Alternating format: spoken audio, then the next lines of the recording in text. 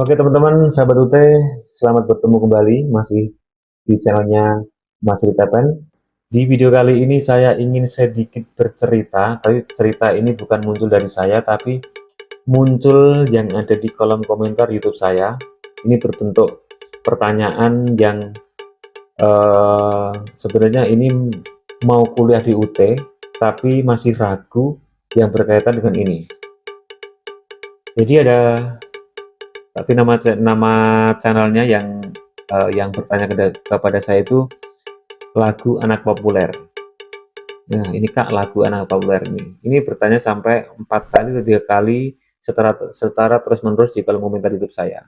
Maka di sini akan saya bahas, siapa tahu teman-teman di luar sana yang mau kuliah di UT itu pengen tahu informasi ini agar teman-teman itu yakin untuk kuliah di UT. Masih Tepen, cara cek mata kuliah yang ada THE-nya gimana Pak? Saya mau kerja di pertambangan, cuma kan itu sistem roster, mau sambil kuliah. Intinya yang bertanya ini ingin kuliah di UT, tapi melihat jenis ujiannya. Dan yang ditanyakan adalah, bisa nggak kita memilih mata kuliah yang UAS-nya THE? Dan jawabannya adalah seperti ini. Yang jelas tidak bisa. Bahkan untuk di semester yang ini pun atau mungkin semester depan mata kuliah kita itu masuk THE atau UTM atau apa itu tidak bisa. Apalagi kita bisa memilih mata kuliah. Bukannya mata kuliah itu kan sudah ditentukan oleh masing-masing prodi. Nah, kita tidak bisa memilih THE itu mana karena jenis skemanya itu memang didasarkan oleh mata kuliah. Tapi kan mata kuliah itu sudah ibaratnya itu sudah tercantum di setiap prodi, sudah menjadi jurusannya apa sih yang harus dipelajari di prodi ini.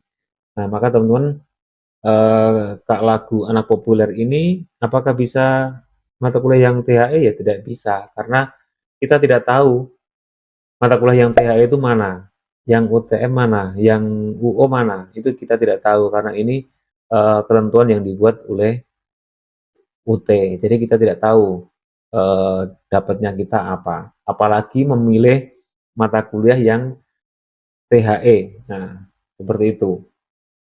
Dan saran saya Kak, saran saya Kakak kalau mau kuliah di UT, coba saja mendaftar. Kalau misalnya terkendalanya itu masih UAS, terkendala tentang skema UAS, kan UAS itu kalau UTM hanya 2 hari, Sabtu dan Minggu. Itu yang secara offline, kita tidak datang langsung ke suatu tempat yang sudah ditentukan oleh UT. Tapi kalau teman-teman itu bisa mendapatkan THE atau mungkin UO, itu kan kita bisa kapanpun dimanapun tanpa harus kita datang ke lokasi. Seperti UO itu sebenarnya kita bisa mengajukan untuk kita mau ujian online itu di rumah misalnya atau mungkin di tempat kerja. Yang penting teman-teman bisa memenuhi persyaratannya. Salah satu adalah medianya teman-teman harus persiapkan sendiri. Nah, kurang lebih ada seperti itu. Kemudian ada pertanyaan lanjutan dari Kak lagu anak populer ini. Mas Ritepen biasanya UAS memerlukan jumlah berapa hari ya? Nah, sudah saya jawab. Kalau UAS itu kalau UTM hanya 2 hari, Sabtu dan Minggu. Kalau THE itu biasanya berlangsungnya adalah 1 minggu atau mungkin 2 minggu.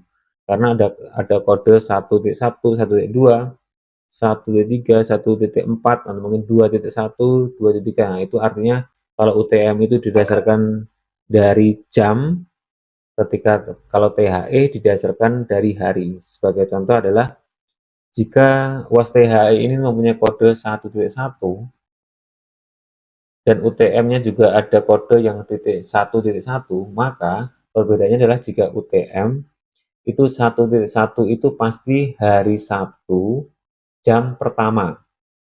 Kan 1 berarti hari pertama. Hari pertama pelaksanaan UTM kapan? Berarti tanggal hari Sabtu.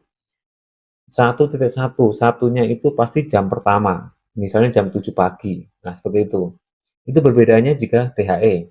Kalau THE itu kan dimulai dari hari Senin. Misalnya teman-teman mendapatkan 1.1, maka pasti teman-teman akan mendapatkan jadwal di hari Senin di minggu pertama. Kalau 2.1 berarti minggu setelahnya. Nah, kurang lebih seperti itu ya. Jadi perbedaannya jika UTM dan TH itu berdasarkan kode ujiannya. Kalau UTM itu hanya berdasarkan jam, dan kalau UTM itu berdasarkan hari. Kurang lebih ada seperti itu. Sebenarnya sudah saya buat video di saya mungkin 1 tahun yang lalu, itu sudah saya buat tentang kode ujian.